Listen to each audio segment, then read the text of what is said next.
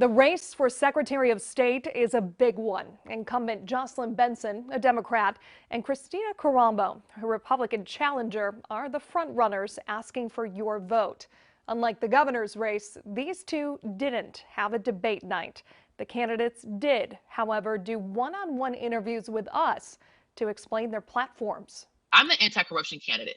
That's what I am.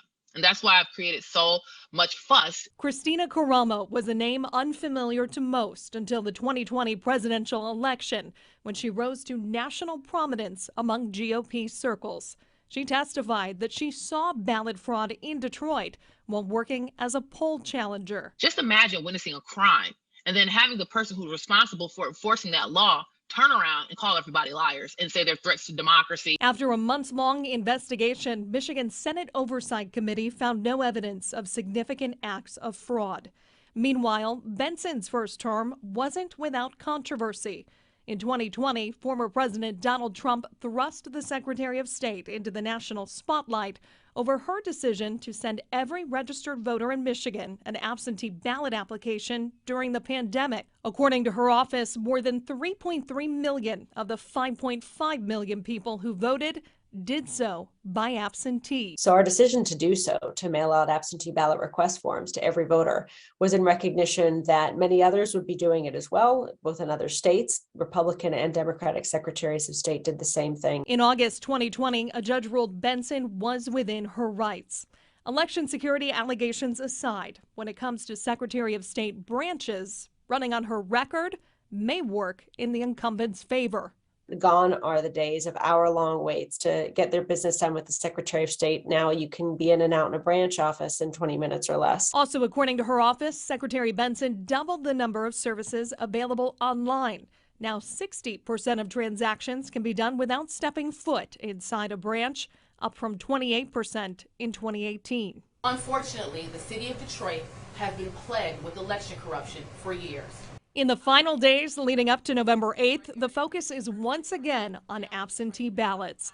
Karamo just filed a lawsuit asking that voters in Detroit be required to cast their ballots in person or show ID at the clerk's office to vote absentee.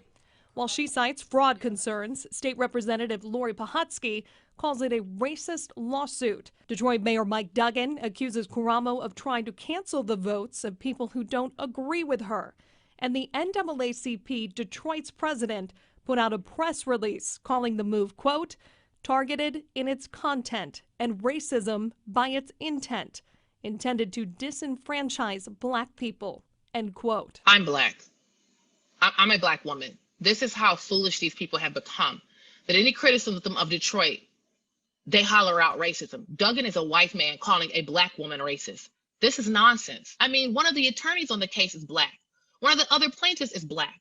So they want to accuse black people of racism for complaining about corruption in a black city that disenfranchised black people. With such a combative race, we asked each candidate if they would be willing to say one nice thing about their opponent. I am grateful that anyone would choose to step into this very noisy, toxic environment. It's not easy putting yourself out there in the public arena. And you open yourself and your family up to significant scrutiny, and it's challenging, especially if you're a mom. I appreciate the Winter Wonderland and Water Wonderland plates that she created. Police officers appreciate that because they're easier to read. To watch the full one-on-one interviews, head to CBSDetroit.com.